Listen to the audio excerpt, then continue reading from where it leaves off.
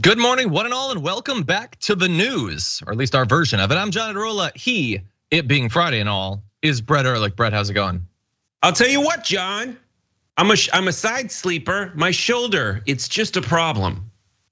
It's the right shoulder. Probably at this point, according to Louis C.K., it's just a permanent problem. Your body's just broken now. It doesn't work anymore. So it's just Essie now. It's that. Don't look it up. Don't try to define it. But yeah, no, it's not good, and I'm feeling some of that. It was 2 nights ago. My right leg just started to hurt out of the blue. I hadn't done anything to merit it, and then it went away. Yeah, so that's cool. Probably doesn't represent any sort of lingering issue with my bone marrow or anything. Anyway, or you had a ruptured knee patella. And you're Wolverine-like, and it healed. That's probably what it is. But anyway, look, what I see this as is a reminder that I made a promise to all of you years ago that I, as a person, would decay at the exact same rate as American democracy, and I've maintained that ever since. In any event, we got a lot of news that we're gonna be talking about. Not only more fallout from the fact that yesterday was arraignment day, Donald Trump was arraigned. We have, he had to plead guilty, not guilty. Which did he choose? Nobody knows. I know that you all avoid the news until the damage report starts, but we're gonna break it down for you. And we've got a lot more besides. We're gonna be rolling out a new segment in just a little bit. That's gonna be fun. Later on in the aftermath, we're gonna be throwing away some garbage people of the week. And I've got a group actually that did something that is increasingly, for me, one of my major pet peeves. It needs to stop, and we're gonna try to push towards that. Also, the water out there is too damn hot. We're gonna give you all the details and more. So in advance of that, hit the like button, share the stream so people know we're live, and you can send us comments, tweets, super chats. We'll respond. Maybe Brett will make fun of you. Maybe you'll get a $100 Blue Apron gift card. There's a lot of fun options. And with all that said, Brett, you ready to start this thing? Let's get her done. You know what I mean? Let's get. This is a new catchphrase of mine. Get our done. That's good. I like that. Did AI come up with that, or did you? I came up with that. Okay, well, let's jump into it. This is a very sad day for America. And it was also very sad driving through Washington, D.C. and seeing the filth and the decay and all of the broken buildings and walls and the graffiti. This is not the place that I left. Well, I mean, it was a while ago. You were there before. I mean, that's literally the place. Is he sundowning? What is going on with him? Is he not sure? Maybe he's being metaphoric. It is, after all, a sort of different city than it was, when he left. When he left, we were in the immediate aftermath of his failed coup attempt, his attempt to, defy the will of the voters. I guess to that extent, we have changed a little bit. But anyway, he's angry, he's complaining. He's also lying, by the way. Lots of reporters have said that the route from the airport to his arraignment does not go through rough neighborhoods or anything. What is he talking about? But he was angry, and he was angry because he had been arraigned. He had pled not guilty, probably the good choice, drags it out a little bit. And he wanted to put forward a strong, defiant front. But that said, there were a couple of things that bothered him. So he went on to Truth Social to bleat in full caps more about how filthy, dirty, falling apart it is. I think he's the sort of person where when he's in a bad mood, he just externalizes that. But that's not how reality works. But anyway, that's not what made him most mad. Here is what made him most mad. I am told that the former president, one thing that irked him particularly was during that hearing today that lasted about 27 minutes, was when the magistrate judge referred to him as simply Mr. Trump. That may not sound odd to anyone else, but he is still referred to by his former title, President Trump, when he's at his Bedminster Golf Club in New Jersey, as he is tonight, or at Mar-a-Lago. It's such a small, petty thing for him to be annoyed by, Brett, but it's the perfect thing. This is a guy who would definitely be infuriated by that a judge would dare to say that to him after making him wait 15 minutes. The judge wasn't waiting for him. He had to wait for the judge. That's the exact sort of stuff that would make a petty, broken little man like him squirm. Yes, he never liked the system. He never liked any system. And coincidentally, A lot of people like that about him. But the reason he doesn't like the system is because occasionally the system doesn't give him special treatment. That's what's happening right now. He is not getting special treatment. He's getting the indictments that usually would fall on people that are his underlings. But because he so brazenly defies the good thing about the system, that a lot of people who don't like the bad things about the system think that he's championing them. But no, he's only championing himself. And that's like this weird cognitive dissonance that I can't really get people to address. But they've chosen their champion and they'll rally around him. And a lot of people are so hilariously also going apoplectic that it's been quite a nice little week. Yeah, you know what? Like generally, this is the sort of thing that I would make a case for like newsworthiness or something, but I'm not gonna do that today. It just feels good. I've had a rough week too. Can I have fun, America? Well, no, it's funny. I don't know if have you seen The Big Short? Yes. So in The Big Short, Brad Pitt is like there with the little guys that he helped make a bunch of money, and those guys like high five each other at the fact that they were right, that the entire like economy was gonna implode, and they start dancing, and Brad Pitt goes, "Don't dance, just don't dance." Like people are gonna lose their jobs, people are gonna lose their homes. In this situation, like yesterday, I felt like really bad that everybody was so excited because like this is horrible.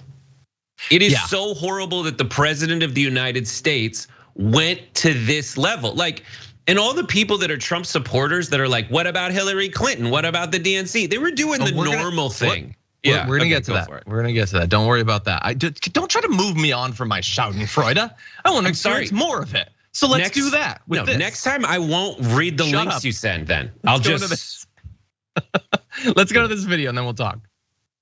He was definitely pissed off, and he was also kind of raging on the plane, I was told, as he was watching the news coverage of this come in. And so even though publicly he still wants to sound defiant, you'll hear him try to use that kind of rhetoric tonight. Privately, he is very angry about this, John. I love how meta that is, that Donald Trump is in real time getting enraged because he looks bad in the media, and that's being covered by the media, which certainly has to enrage him further. And then then we're talking about that, and he could be seeing this, or if not him, Marjorie Greene, and then she texts him or something, and then that could make him even madder. All of you should upload TikToks talking about this video that'll make him even madder. Man, we can really enrage this guy. The only regret I have, Brett, is that all of this stuff that made him so mad, we didn't get to see. We didn't get to see him being called Mr. Trump. We didn't get to see any of that, but we might eventually be able to see some of it because House Democrats are pushing for the trial to be televised. And I have no doubt that Donald Trump is behind the scenes gonna stop that from happening or try to. But in theory, shouldn't everyone want this to be televised? Like, if you believe that Donald Trump is guilty, if you think he did terrible things, then you should want the country to see the evidence against him. And if you believe that Trump is innocent, don't you want to see this big alpha male Rambo guy talk about how the election was stolen and prove it? They have this fantasy that that's gonna happen. What do you think about the possibility that it could be on TV? I'm very moody about it. Like mercurial. My opinion changes. It's Mercutio. I'm Mercutio. Oh God. Oh, I'm Queen Mab. Whatever. Don't do that, John. It's bad. Continue. My wife will continue to think of me as a total dork face. Anyway, so in this situation, do I want it televised? Do I not? Like, part of me absolutely wants to watch him unravel. Part of me part of every American loves watching a good old fashioned like court TV drama. That's based in real life. We love true crime. We love all the moments. We love that there's people that watch and curate and send us like the most juicy little bits. But for the sake of America, I don't want it televised. Like, I don't want to see it. I mean, yes, it would benefit me financially if they televised this entire trial. But it would be so horrible for America if you could see, and so good for like people like DeSantis, if you could just see Trump in a courtroom sitting there being talked to by people who are ratting on him actively. It'd be so bad. And it would also be more free press for him. I don't think I want it. You make some you do. okay points. Whatever, I'm a better person than you, John. Nobody doubts that, but that's not what we're debating today. So we'll have to see what happens. But anyway, that's the basic thing for now. We're gonna have to wait for the next big steps in this. There will certainly be leaks. There could be superseding indictments. There could be revelations of co-conspirators flipping on him. There's a lot of room for dramatic reveals in this. And bear in mind, Jack Smith has given every indication that he wants to expedite this thing. The judge apparently seems okay with that. Like historically, seems like the sort of judge that would be okay with that. Thus far, the case is not that complex. It's so far only charging one man. So you probably won't have to wait too long unless Trump's team is able to successfully intercede. But this time they don't have Eileen Cannon protecting their interests, so maybe it won't work.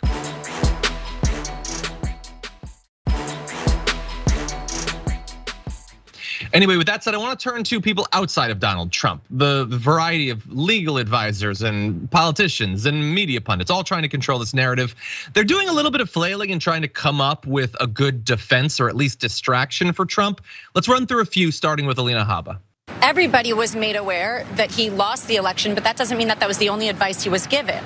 As anybody understands what happens in the Oval Office, there are a numerous amount of advisors and politicians and lawyers, not just one or two, that are giving you advice and telling you what they believe is true. That tiny little clip of Alina Habba, technically a lawyer, I think, for Trump, is amazing for like 3 different reasons. The first reason is what everyone's focusing on, which is she's admitting that Donald Trump was told by a number of people, high-ranking Republicans that for some reason are respected, that he'd lost the election. So he cannot simply claim that no one brought that up to him or whatever. That to me is like maybe the least interesting part of the clip, even though that's what people are focusing on. And we can talk about that. The second thing though is, but that's not the only advice he was given.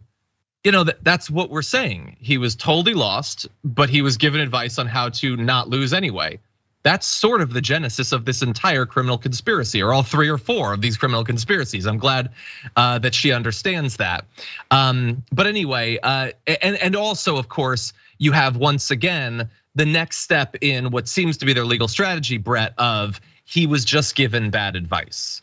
Donald Trump isn't responsible for what he did. He was just given bad advice. And I'll throw one added thing in there, because again, it's chock full of stuff. It demonstrates that they are obsessed with, in a way that seems utterly irrelevant to the trial, with whether he really believed it.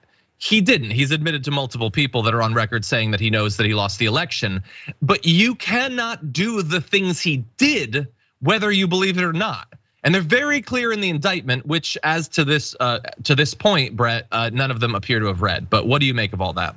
I think she just misspoke. Like she had to have misspoke. And I just think she's bad at this. Is that weird to say? Like, he was told he lost the election, but that was not the only advice he was given. Being told you lost the election isn't advice, it's information. Yeah, that's true. And so what she said as advice, that was not the only information he was given, is probably what she meant to say. But this whole thing just completely sweeps past what's actually happening in that office. And we all know what's happening in that office is there's the people who are like, I'm here so this entire country/world doesn't go off the rails. My only skill is convincing Trump that I'm on his side. And slowly, secretly keeping the world on its rails. That's what they think is the deep state, but I think it's just like normal human beings being like, this guy's crazy. But then there's other people in that room that are like, that fantasy world you want, Donald? You can have it because I'm just a person in this room giving you advice/information. And I will conveniently say, a lot of people are saying you won and it's all rigged, like you've been saying. Actually, I'm just giving you back to you, and you're so narcissistic that you love every bit of this. Yeah, that's what's happening. And what's horrible about their argument is that after 4 years of presidenting, my guy is so still stupid about presidenting. He's been in charge of America, but he doesn't know how it was designed to work. This thing that he wants to make great again, you can't make it greater againer than the way the founders set up this process. Like that is how it was from the beginning. And their argument is Donald Trump, if I had a job for 4 years and I still didn't know how it worked, I should be fired. I think that you've done a pretty good job of avoiding people at TYT figuring that out up until this point. John, which is I'm your skill. So happy that just, anyway. I didn't even understand that because I'm so good at everything. I know, you're great. But no, you're totally right, including about their skill set and why they're selected. Alina Habba, I think you could fact check this. I think that she did real estate law or something. But she's just, it's about loyalty. It's who is willing to come out and say things that they definitely don't believe as a sign of loyalty to the boss. That's it. Also, he casted her, let's be honest. He casted her as his lawyer. He didn't. Central casting. Yeah. As he always says. Okay, so with that, I want to turn to another of the arguments they're using to distract people from just taking a look at the indictment and talking about what he's actually being charged with. Let's jump into Kevin McCarthy. From the leadership on down about George Bush not winning, that Al Gore did. But were any of them prosecuted? Were any of them put in jail? When Hillary Clinton said it, nothing happened to her. When they said it in Georgia's election, nothing happened to them either. You know what? When the DNC said it, nothing happened to them. I'm not obviously a fan of Kevin McCarthy, but I got to give it to him. It is weird that Donald Trump is being punished so much for what he did. And yet, as we all remember, Hillary Clinton, who did this, suffered no consequences whatsoever.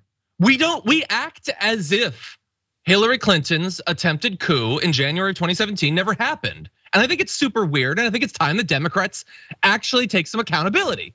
Anyway, obviously, whether you think they whined or complained or whatever, Hillary Clinton or the DNC or someone in 2004 because of George W. Bush, what they did not do is begin a criminal conspiracy to overturn the results of the election. There were no fake slates of electors. There were no coups.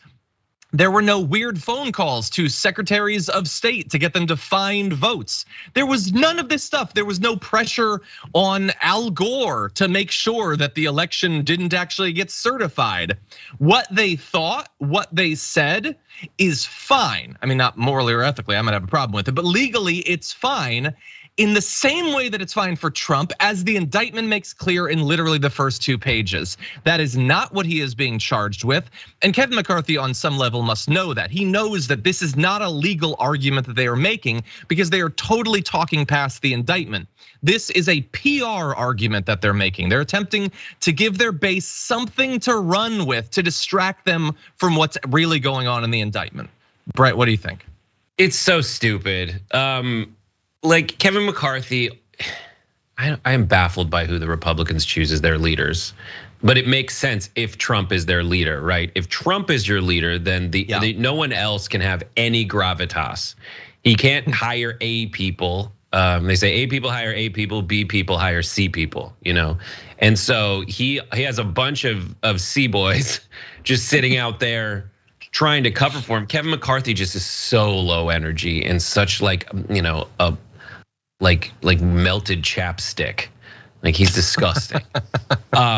Yeah, and they're out there just giving these ridiculous bad arguments that are Hillary Clinton was upset. Hillary Clinton being upset, as John said, is not tantamount to doing what Trump did, which is submitting an alternate slate of electors. Al Gore, but Hillary Clinton, they all conceded, dude. They all did it. And Donald Trump is still if there are 5 stages of grief and he's been in denial for freaking 3 years, then we can only hope that he can reach acceptance on this schedule by 2038.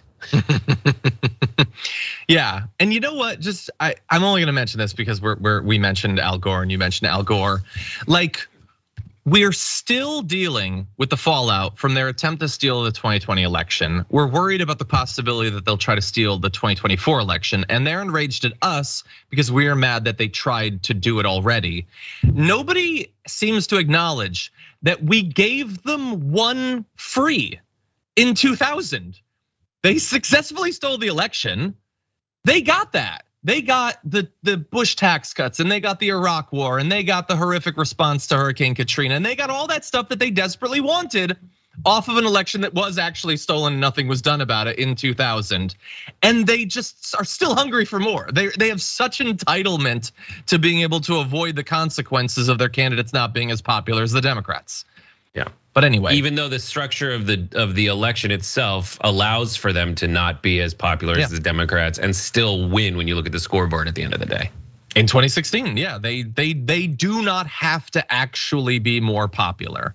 And again, so free win in 2000 that they actually lost, the ability to win repeatedly without winning the popular vote, none of it is good enough for them. There is no level to which democracy should bow down to their hunger.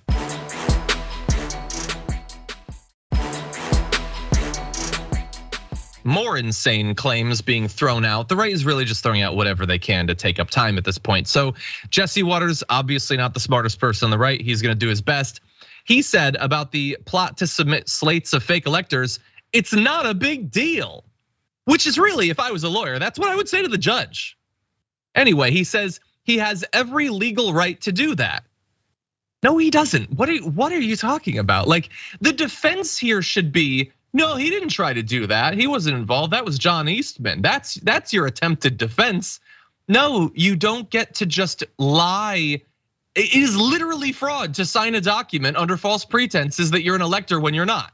Like, he is seemingly like taking a look over the entire battlefield, and he has chosen literally the worst ground to stake his last stand on. And then it gets potentially even worse because they're under the gun, they're under pressure. So what do they do on the right when they're under pressure?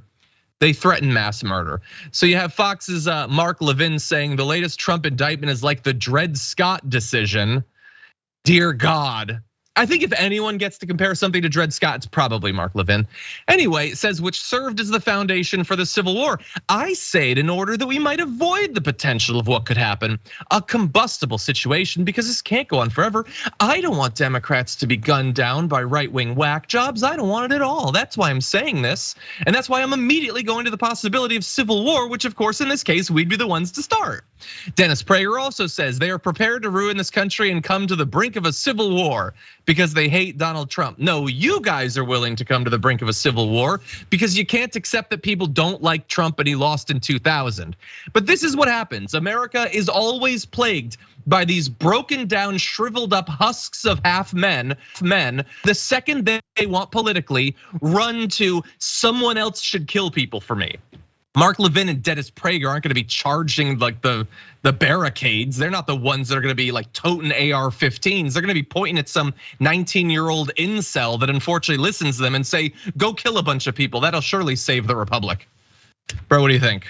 My favorite one is Jesse Waters, who said essentially there's nothing wrong with submitting this slate of electors. Because the person who received them just tore it up and threw it away. It's like, bro.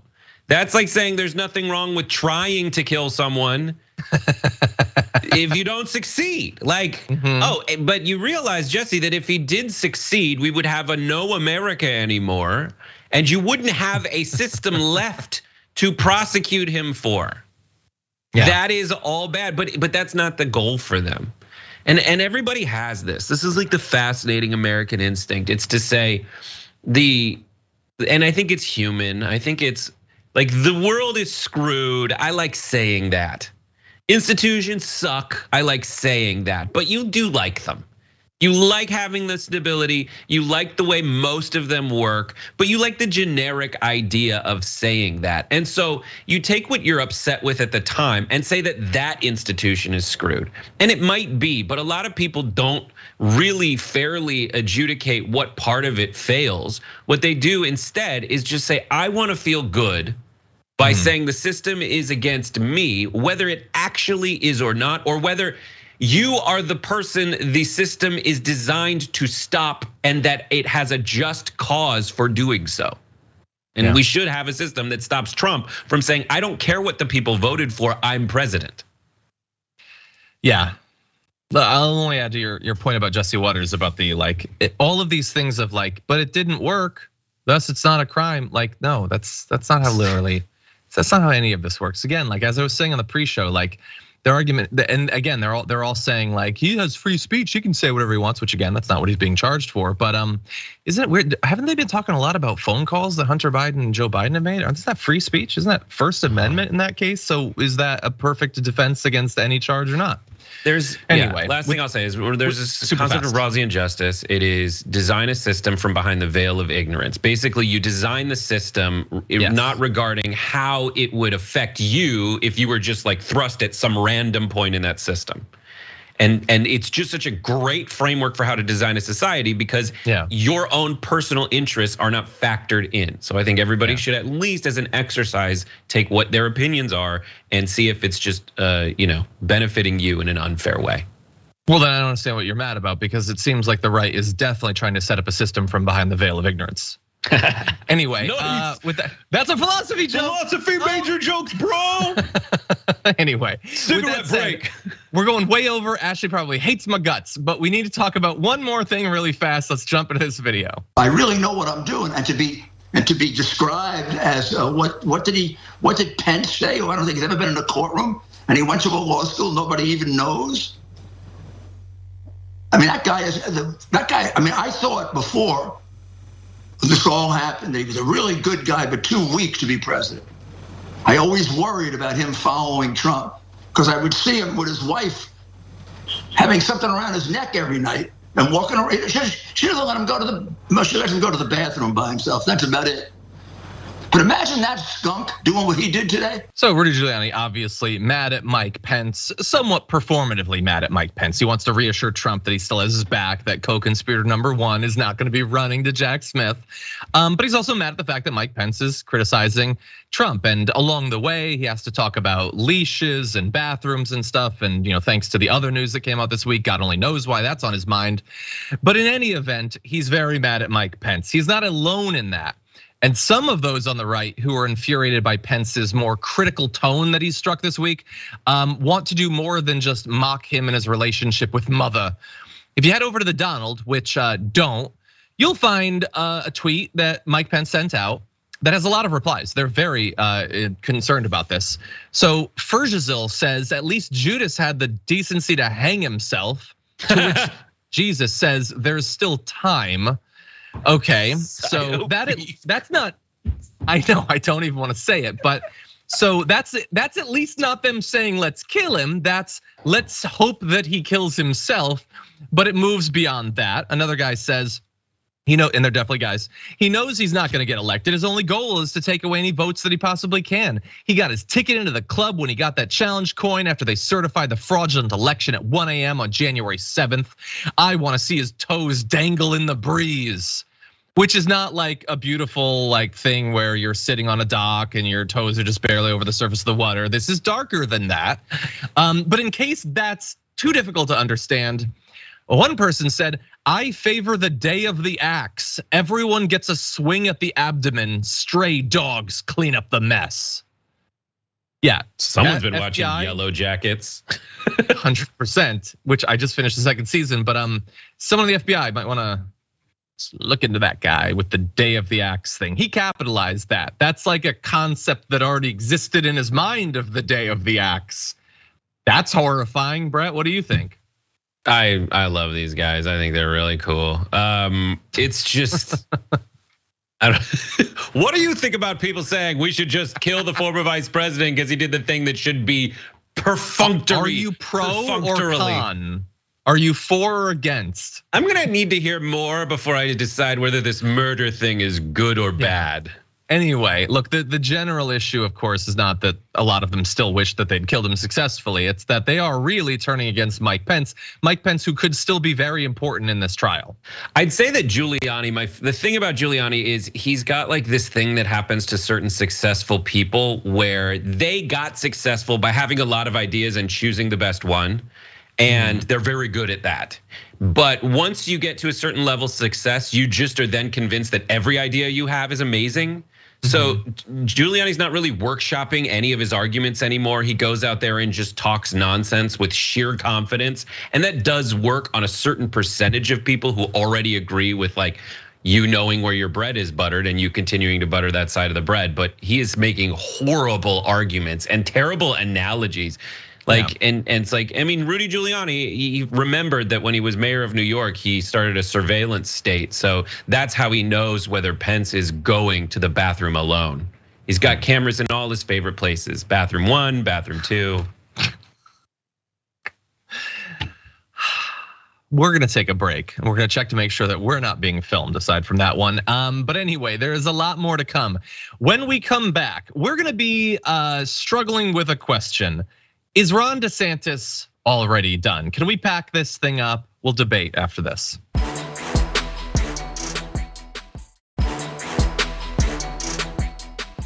Welcome back, one and all. If you're just joining us now, please hit that like button because we've got a lot to cover as we launch into this.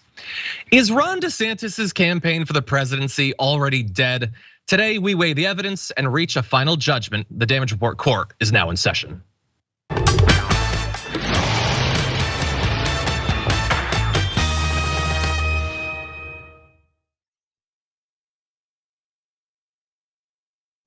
That is ridiculous. Nice work by producer Ashley in making that. Anyway, we want to have a little bit of fun and take stock at this point on Ron DeSantis' campaign. Now, I know many of you might be thinking, it's way too early to be talking about whether campaigns are over, but no, that's the reason we need to talk about it. Is it actually too early? So we're gonna weigh the evidence here, and then we're each gonna vote. And if there's a tie, then Twitch can deal with it. I think producer Mike is putting a poll up on Twitch right now.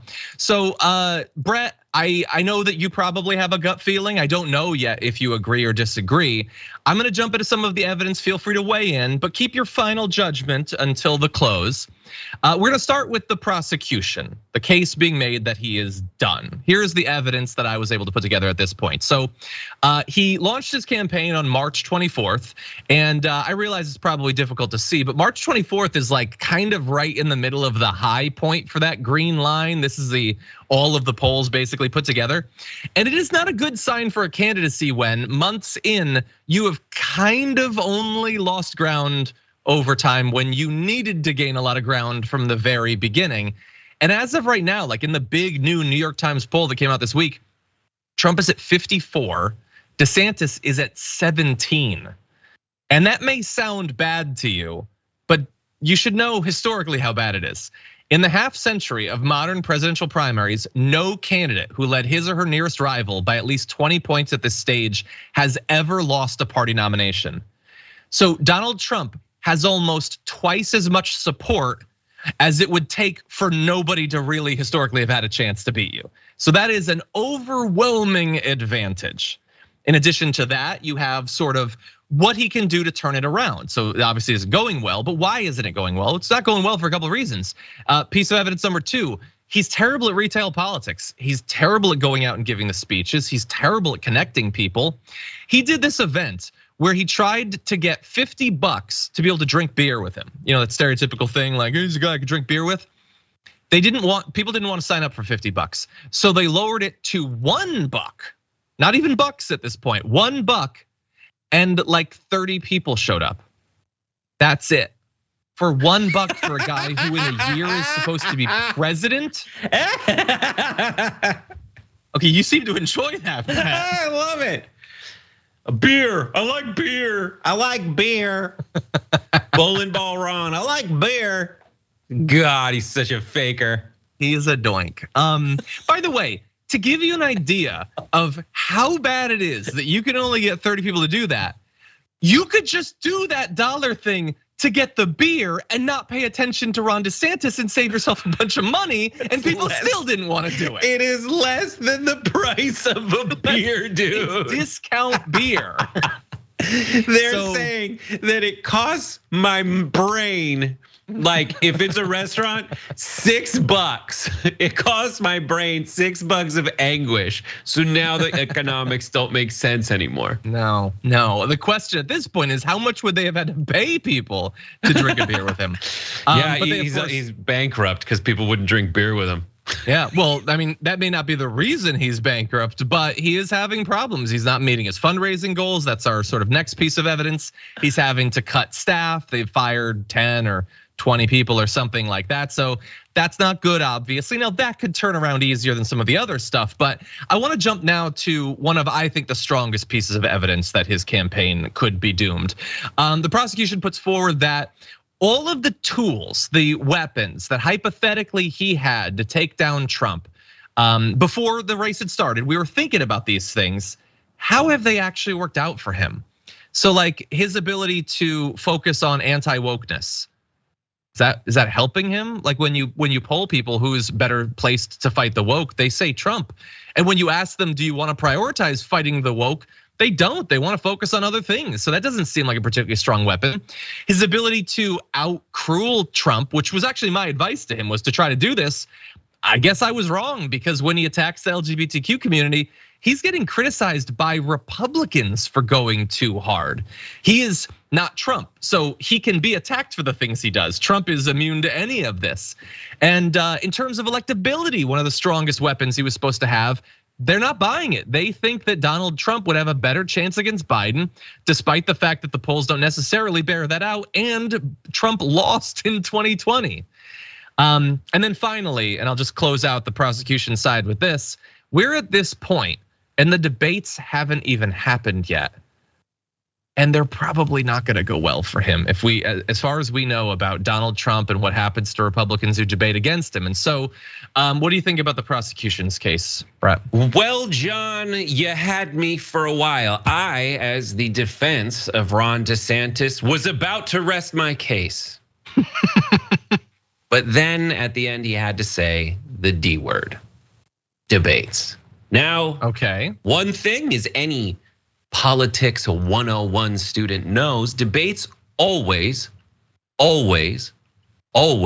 unfailingly tighten the race. Just by virtue of sharing a stage with someone, you get closer in the polls. So that is one of the lifelines that Ron DeSantis has. Ron DeSantis has not stood on the same stage as Donald Trump. Now, Donald Trump had not stood on the same stage as all these fellow competitors in the 2016 race. And as soon as he did, he overcame a huge level of adversity and a huge deficit in the polls. So he took the lead. And this is something that happens with Republicans. It's not that people trailing by that much in the polls never regain the senior position, the top poll position. Look back to the Herman Cain years. Herman Cain led the Republicans in the polls. You know, Tim Pawlenty, I'm sure, led the Republicans in the polls. Rick Santorum in the vest, one of them, Rick Santorum wearing the vest. They led in the polls by virtue of the debate. Everybody has a chance when they stand on the stage, especially given, I guarantee you Ramaswamy's gonna have a Rama grand swell in the poll. Okay. That's one lifeline that he has. The second lifeline that he has is all the indictments. It is very possible. This is my second bit of evidence. It is very possible that Donald Trump will get convicted of a crime. It is possible that Donald Trump will spend time behind bars. And if so, if Donald Trump does spend time behind bars, that's what DeSantis is waiting for, to be the decent, reasonable, normal pick, an alternative for the Republican Party. What say you? I think, yes, I think that those are like strong possible outs.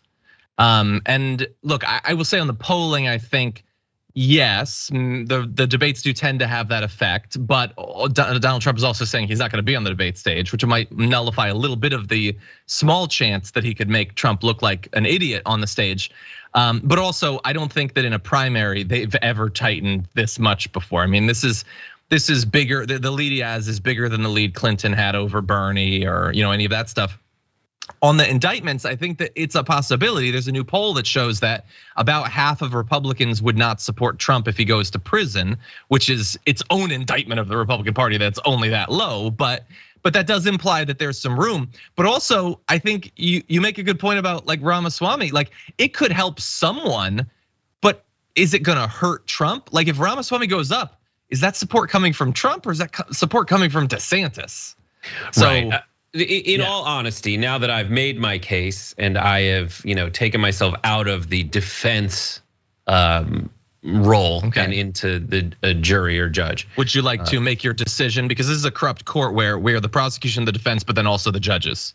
My gut says that because of the retail politics deficiency and the fact that his central argument is that he's really good at being the deep state, that's his differentiating factor. And the fact that he is just like playing this weird character when he's making all these culture war judgments, and the fact that he has a round head, and we've never had a round head president before, especially not one with a My Buddy doll haircut, like who talks like that. He's a whiner. It is possible that Trump will not get the nomination due to these legal proceedings making it impossible for him. But I don't then believe that Ron DeSantis is the backup player that they'll call in from the bullpen. Yeah, interesting. Okay, so you're ruling dead. I'm ruling dead. You?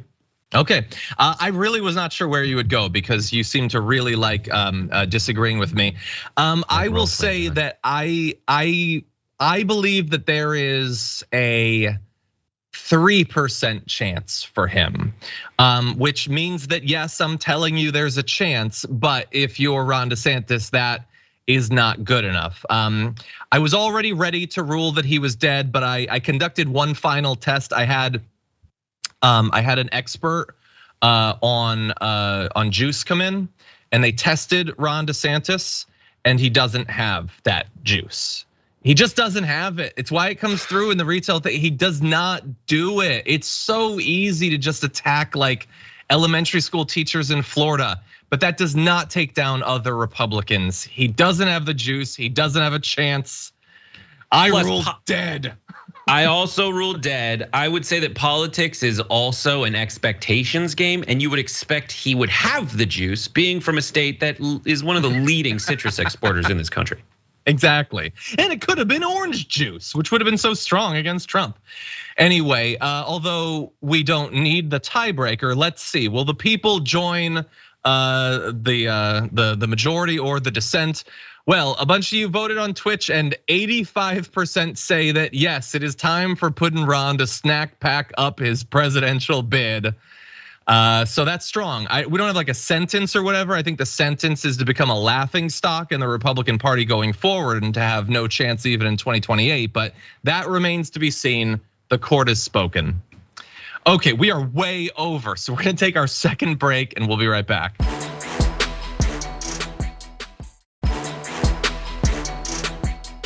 Anyway, with that said, we have looks like no time at all. So hit the like button if you haven't already, and we're gonna launch into this.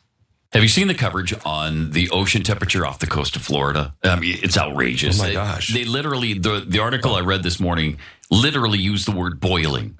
Do they know that's an actual physical occurrence? And when it boils, it's got to be 212 degrees. So pretty sure we're not quite there. That's in cis temperatures. Oh, okay. That's a cis. Right. That's a cis temperature. No wonder. Okay. Boiling in the new science is happening right now all over the world. Wow. The ocean is boiling to nothing but steam. Wow. Unless you're using cisgender technology and cisgender language and the new cis thermometer, then it's totally different. I think right-wing media can pack it up. That was the most right-wing 2023 clip you'll ever see. They denied the existence of climate change while demonstrating that they can't talk about literally anything without making it about trans people. Anyway, what they're talking about is reports that the ocean has gotten crazy hot. They were insisting that they don't find it weird that some record had been set off the coast of Florida. We're not supposed to be worried about that. Well, what about this? The average daily global sea surface temperature beat the previous record, which was 2016, reaching 69.7 degrees Fahrenheit. That's far above the average for this time of year. That's not one spot. That is the average across the surface of the globe's oceans. That's not good. Take a look at this chart and you can see the trend over time. Each of those tiny little lines is a different year. It is going up and up and up and up. And of course, the point of shows like Glenn Beck's is to tell all of their followers who are right wingers, but many of them don't necessarily have much money. They'll be just as victimized by climate change as anyone. It's to get them to not be worried. As literally they're in a pot and the temperature is being raised, they're being told not to freak out about it, okay? That's what the point of it is. We've got more, Brett, but what do you think about this? He's a conversation stopper. This is my new war against conversation stoppers. It's like people who are like, oh, you said you were speaking figuratively, but we're going to choose to take you literally so that I can feel dope and stop a conversation. People do it all the time. Fun. What and it's horrible. A lot of people do it. He doesn't want to have the conversation, so he's doing that to kick out. So when someone comes back, like John did, and says, like, actually, was he speaking figuratively? Here's the data. No, they never want to continue that conversation, so they will kick out and they'll move on. But at least they're just uproariously funny, and comedy's alive on the right wing, dude. Yeah, good jokes, boys. It was really funny because the cis thing's not normally like that's not about temperature normally, but they made it about it. So it's technically a reference. And I believe that comedy is just about referencing things, right? Yeah, just ask any frat boy. They think they're telling jokes when they're just quoting like Top Gun. I think that's pretty funny. Have you ever tried it with Anchorman? It's great. Anyway, by the way, don't like pretend that I didn't notice your references to wrestling there with the kicking out. I like that. And by the way, the big pay-per-view is tomorrow. You guys can come over, we'll watch it. Let's do it. There'll be Pridge. Anyway, with that said, the issue with the oceans isn't just the heat. The heat is actually having a big effect. I mean, it's killing tons of animals, but we'll get to that. For now, we want to focus on the actual waves. Did you know that they can get worse as climate change boils our oceans? Sorry to speak figuratively. Waves and surf along the California coast are getting both bigger and taller because of global warming, according to a study. In fact, winter wave heights along the Golden State have risen by nearly a foot in the last 50 years, and surf of at least 13 feet is becoming more common off the coast as the climate warms. The researchers used 90 years of seismic data to measure past wave heights, creating what they call an unprecedented record of the waves that have pounded California's coast over the past several decades. They found that the average winter wave heights have grown, like I said, foot since 1970, and you can see over time these swells becoming, the bigger swells becoming more and more common as you get closer to the present day. So I know what Brett is gonna say, like good for the surfers, but it's not necessarily great. Fine, I'll put my shirt back on. Jesus, John, I had a whole bit going. I had already taken my shirt off, showing rippling abs and dazzling pecs. I found it too intimidating. I had to be the conversation stopper. I watch a lot of Glenn Beck. I've learned well. Well, I have nothing. How much time we got left? My whole surf bit got screwed over by Iadarola. How about let's cut out what I said and let's do the surf bit. But that's it. I mean, really, like the point is like, yo, it's a small price to pay, like no crop yield, like everybody's losing their houses who lives on the coast, but at least like it's breaking both ways, dude. It's breaking both ways. We got double overheaders, toes to the nose, bros. I don't even know I haven't watched Point Break in a while, so I don't get that. But anyway, breaking both ways is a Apocalypse Now reference. They're breaking both ways. Oh. They're breaking both ways. Anyway, oh, by the way, midwinter temperatures are above 35 degrees Celsius in South America. It's 10 to 20 degrees hotter than it's supposed to be. It's the winter there, for whatever that's worth at this point. Anyway, that's all the story time I think that we have. We have only 1 minute, so I'm gonna respond to a few comments. First of all, a lot of people were asking about why I have a hammer. I have it because Gina, who's awesome, gave me this damage report hammer when she left the company to thank me and Skip and Brandon and Ja'Cory and Bart and Edwin and Craig who worked on the show. This is years ago at that point, but so I've had it to this day, and that's my gavel, I suppose. Anyway, we have a little bit of time. KMC, member for 8 months, says, since we're talking about climate change, don't forget it's No Pants Friday. The earth will survive, save yourselves. Is it? Does it have to be? The earth will survive. The earth's gonna be fine. Yeah, The will you things- be fine if the and- cops find you with no pants? And there will be things on it. I rewatched Dune, John, and I enjoyed it. I was in the mood, and so I jumped on it. Dune or Doom?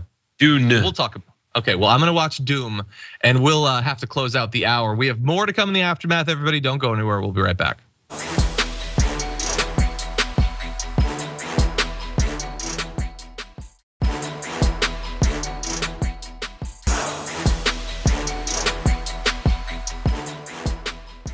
Thanks for listening to the full episode of The Damage Report. Support our work, listen ad-free, access members-only bonus content, and more by subscribing to Apple Podcasts at apple.co/TYT. I'm your host, John Iadarola. I'll see you soon.